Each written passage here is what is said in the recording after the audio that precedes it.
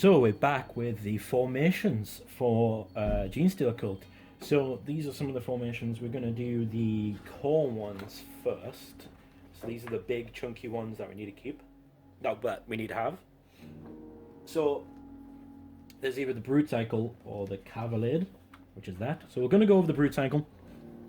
Harry's going to take the Cavalier, I'm going to take the Brood Cycle, and that's just how it worked out. He managed to find himself a cheap way of getting the Cavalier, and I found myself a cheap way of getting the Brood Cycle. So I'm getting the Brood Cycle, he's getting the Cavalier. The Brood Cycle consists of an Icon Ward, 3 units of Acolyte Hybrids, 2 units of Neophyte Hybrids, and 1 unit of Hybrid Metamorphs, and also 1 unit of Pierce Terrain Genestealers. Then 0 to 1 of Arborants and 0 to 1 of Goliath Rock Grinders. Now I said earlier that I like that they put the Rock Grinders in there because 0 to 1... at least we're going to get a unit of them in that formation somehow because they're not dedicated transports. Then the Arborants in the formation is really nice because they're trying to point out a way... Oh, almost stuck the tripod over there. They're trying to point out a way that the Icon Ward can get over there and give them the 4 Feel No Pain. But I'm not... there is a way to put them in. I'm putting them in, which is through the Subterranean Uprising, which is this one, which has 0 to 3, but we'll get that later. But it's just a nice, here's a little extra little area where you can use your Arborants. What'd you get for taking these? Well, I'll tell you, right? Any non-vehicle unit in this formation that is within 6 inches of at least one other unit from this same formation adds 1 to both its leadership and its weapon skill. Now that's nice, but it means that everything needs to keep close together if you want that weapon skill bonus. And like if I took the Rock Grinders, I'll be putting Neophytes in there. And I don't care about the weapon skill. Whereas these guys, all the other guys are going to be, getting there in close combat, so it's going to be like, are 2 of them going to tag team? It's also like, if the Icon Ward joined one of the Metaphor unit, for example, they'll have +1 weapon skill, because technically they would, but they won't have actually, no, they won't have because they'll be the same unit, never mind. Ignore me. However, I can imagine the Acolyte Hybrids popping up together and things like that, so I think that's a nice little thing. Don't think it's something that will push me over the edge. But you've got a lot of units here that I'm going to be running small. I'm going to be running them in small units. So when they start to lose some guys, hopefully I'll be able to put them into ongoing reserves and then bring them back and add that extra D6. Units like the Arborants are going to be very powerful that way. But everything else is going to go that way. This Devotion thing, the +1 Feel No Pain, or give Feel No Pain out, increases by 12 inches and becomes 24 inches. That's a big deal, and it makes this Icon Mode really, really useful. And if you keep them all compact together with this 24-inch range, they'll all get it, and it'll be this big, mobile destruction walking around. And that's the Brood Cycle. That's generally the Brood Cycle. The fact that you have to have 4 boxes of the Acolyte Hybrids is, annoying. But if you got Overkill, you only need 2. The fact that you need 2 units of Neophyte Hybrids is also annoying, because that means you'll have to buy a box if you only got Overkill, because you can't physically do 2 units. Then you have to get the Icon Ward, great way to start getting them out. And then because you only got 2 from that Overkill, you're going to have to go out and buy yourself a box of 8 Genestealers to go with. Then Arborants, you've got your Arborants, that's a way of getting them in. And then your Goliath Rock Grinders, basically you bought yourself your new spanking little unit and you want to use it somewhere. So that's good. The other one, which is the Neophyte Cavalcade, or whatever it is, Cavalcade, it's alright. It's more guard-centric. The other one was more Genestealer Cult-centric. This one's more guard-centric. And this is 2 units of Neophyte Hybrids, which can be the guard conversions. And then it's a Leman Russ Squadron. And then it's 1 to 2 in any combination of Scout Sentinels or Armored Sentinels. Now, the restrictions is each Neophyte squad needs to have a Chimera. So you've got 2 Chimeras, 2 Neophyte squads, 1 Leman Russ Squadron, and 1 to 2 of either Scout Sentinels and Armored Sentinels in any combination. That's good. That's alright. That's a way to get a lot of the good guard stuff in there. Like the Sentinels. And knock the tripod again, so Phil, stop doing that, you daft bitch. But over here, it's like, it's a good way to get them in, but in the detachment, you could just take 1 unit of Sentinels and 1 unit of Leman Russ as many times as you like, because it's plus. And really, you're paying attacks for 2 units of Neophyte Hybrids and 2 Chimeras. Chimera's not great, Neophyte Hybrid's alright. But why? So let's find out why. So, all vehicles in this get the Devoted Crew. If they suffer crew stunned or crew shaken on a 4+, you ignore it. That'll be good for the blasts that they have, like the plasma cannons, the missile launchers, the battle cannons in case something that happens. You've got a chance of stopping it, or past your cover save or something like that if you got it. That's nice. That's really nice. I would think about if I did that. That's like something I would really want. But then the next thing is really, really interesting. This formation's units of neophyte hybrids must start the game embarked within their transports. Vehicle units in this formation have the outflank special rule. Scout sentinels on this formation instead gain the cult ambush. Now, first of all, having the say your 2 chimeras and a lemur squadron outflank is a big deal. That's a big deal because that can just destroy a flank immediately. And I'll probably put them with grenade launchers and seismic cannons, and that would be interesting. Put these with flamers because flamers then become very viable if they're outflanking that way. And there's a lot outflanking. The scout sentinels gain called ambush. Now that's pretty cool, and that's pretty sweet, especially if you roll 5 and you get them to shoot twice. That makes, in my opinion, I said armored sentinels over scout sentinels. I say they're scout sentinels over armored sentinels, just because they get the cool ambush, and that's like a big deal anyway.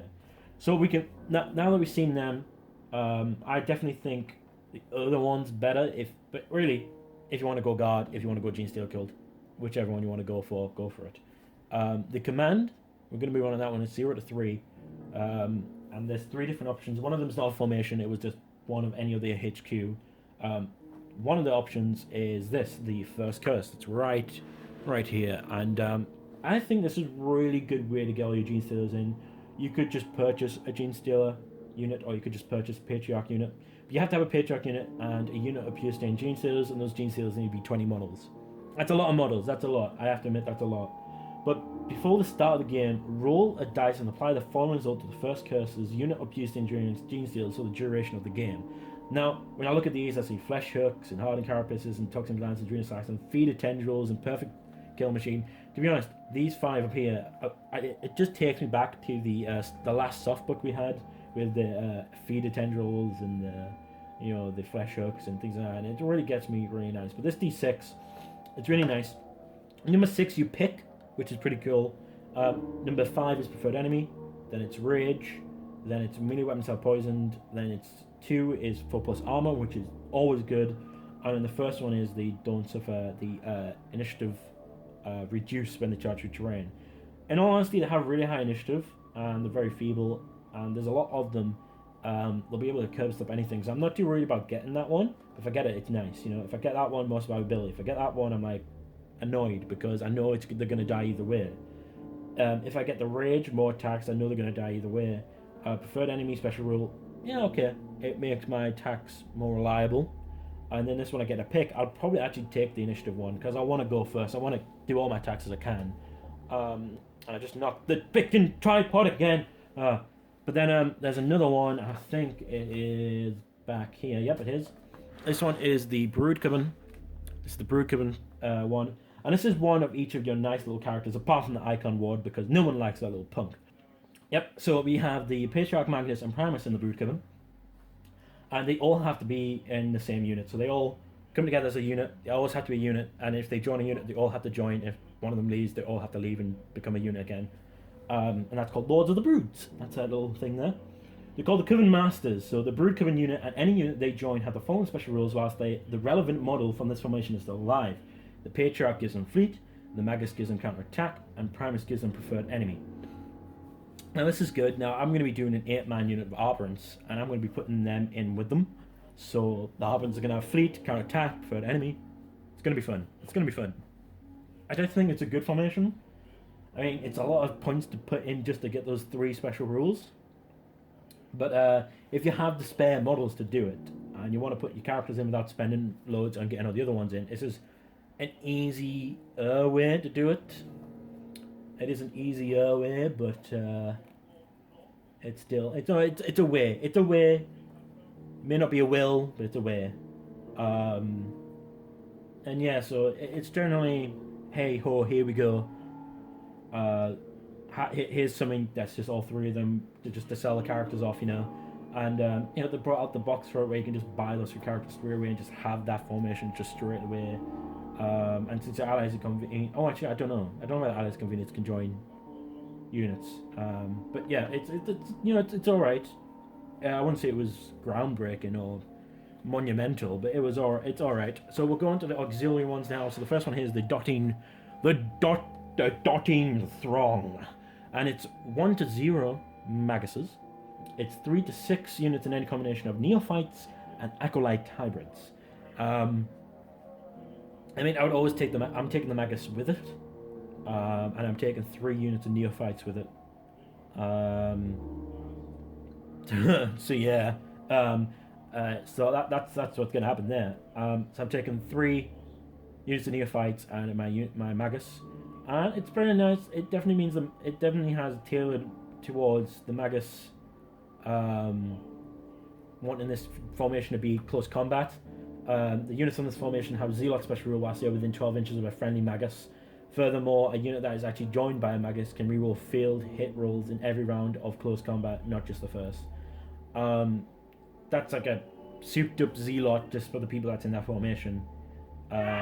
If they're within a friendly Magos. So it's not just that Magos, it's any Magos. It could be the Magos that's in the Brood Coven, which will be mine, so it'll be either one of these two, or it could just be, that Magos. But on top of that, if a Magus targets a Neophyte Hybrid or Acolyte Hybrid unit from this formation with a Blessing Psychic power, he can re-roll the Psychic test if it is failed. Now, when I'm going over the Psychic powers, there's not many Blessings that I'm overly excited about to put on Neophytes, of all things.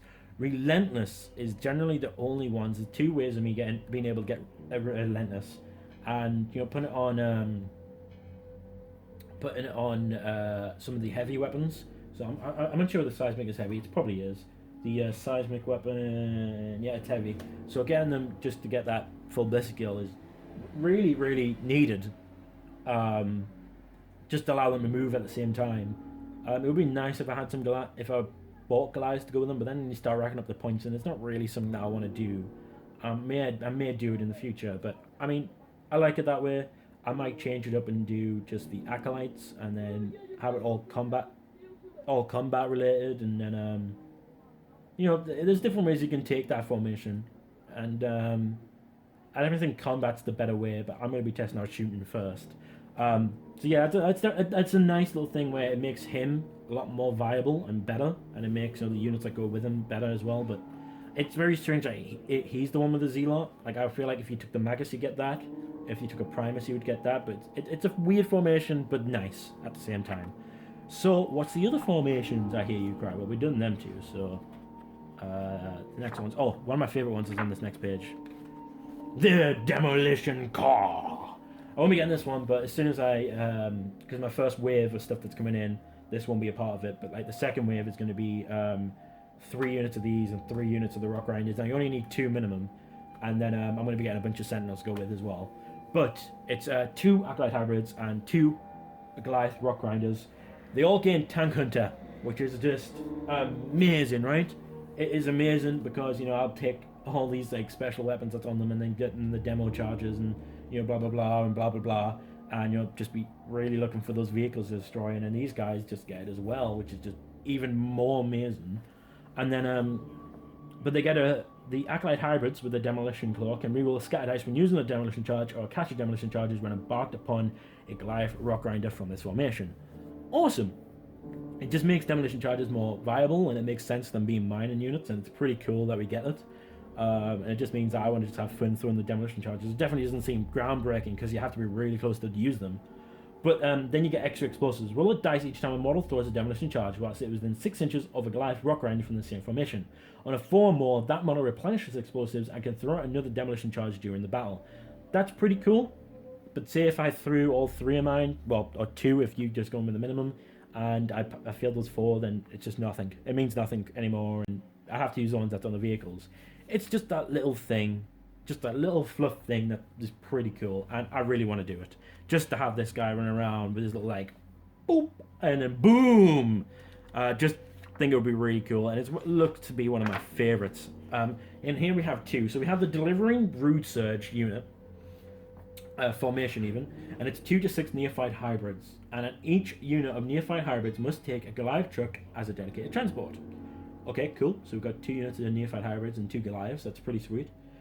Only fight hybrids from a Deliverance research must begin the game embarked upon their Goliath trucks.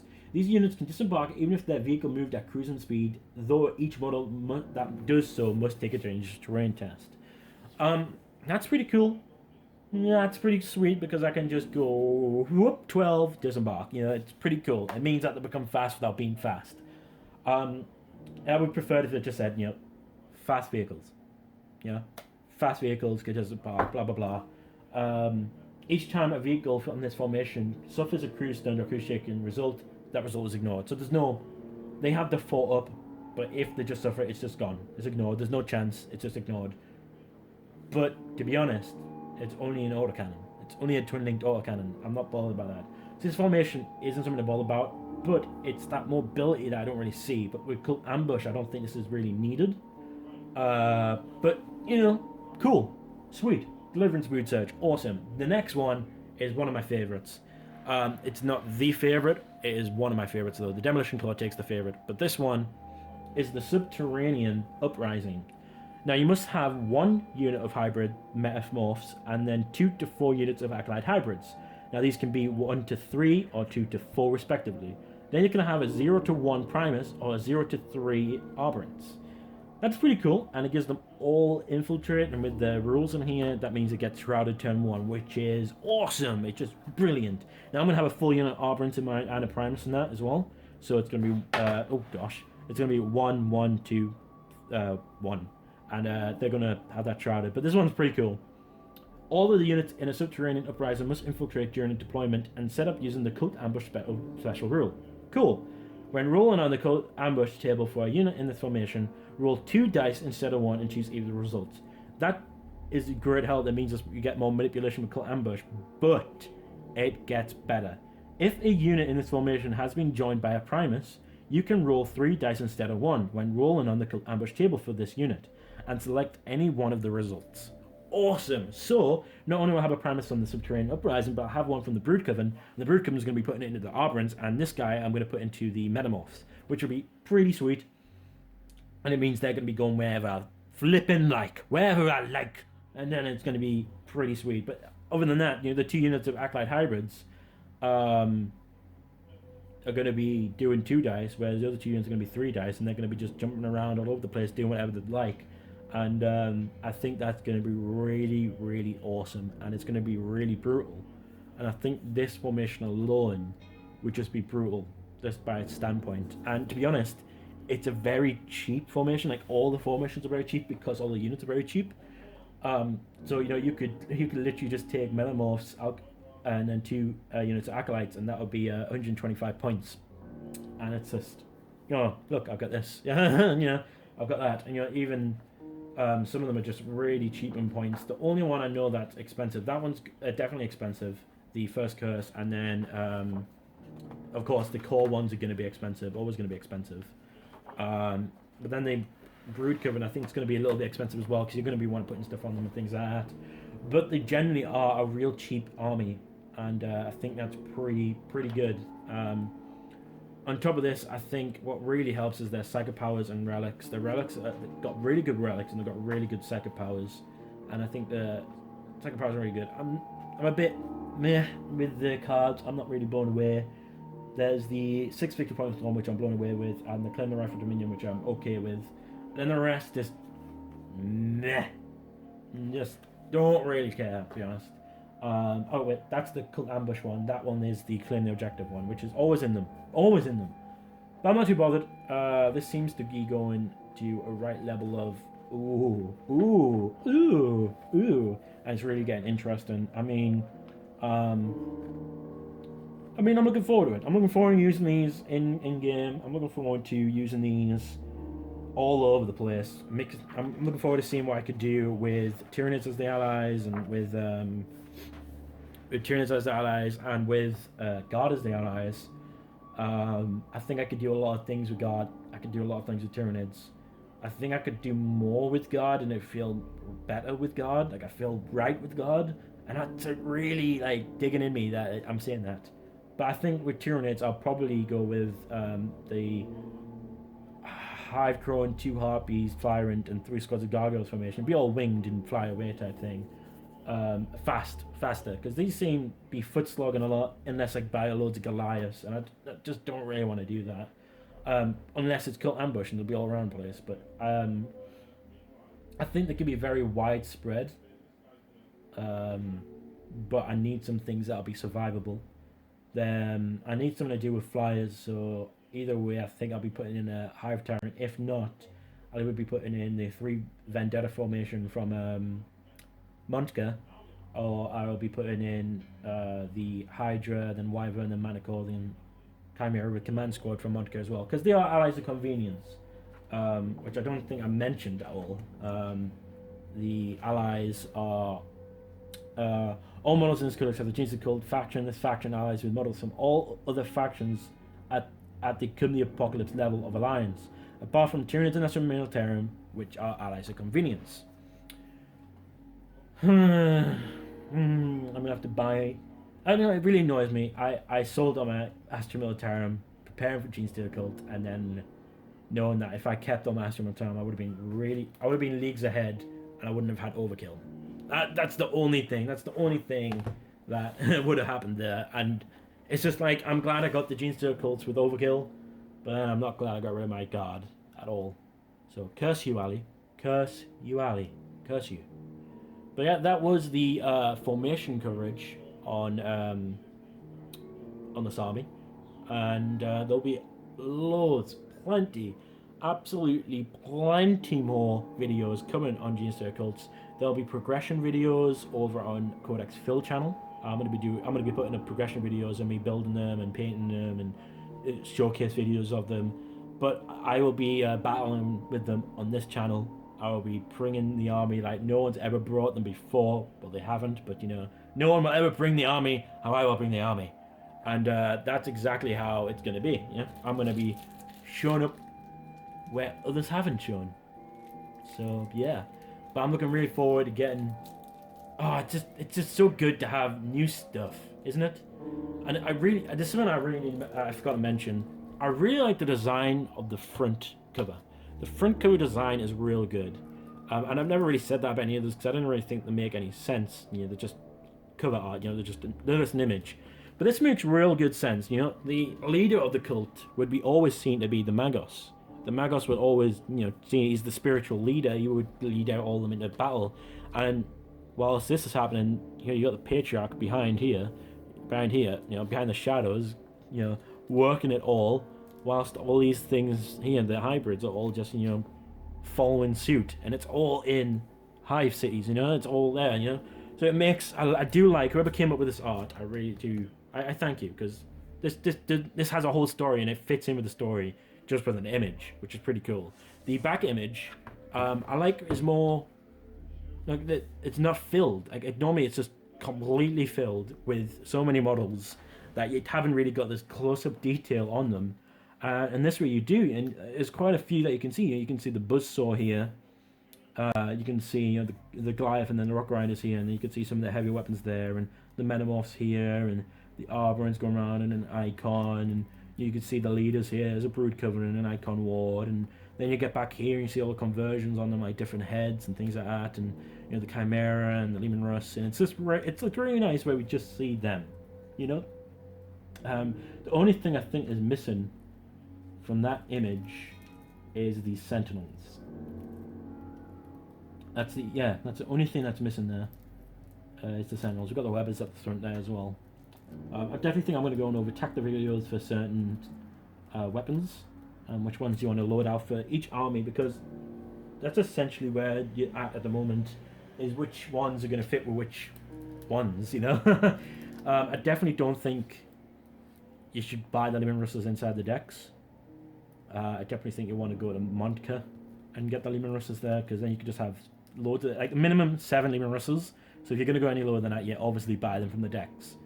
But 7 Leman Russes from there, and you get so many busts of them, and then you get the other options that the guard have access to as well for them, which is great.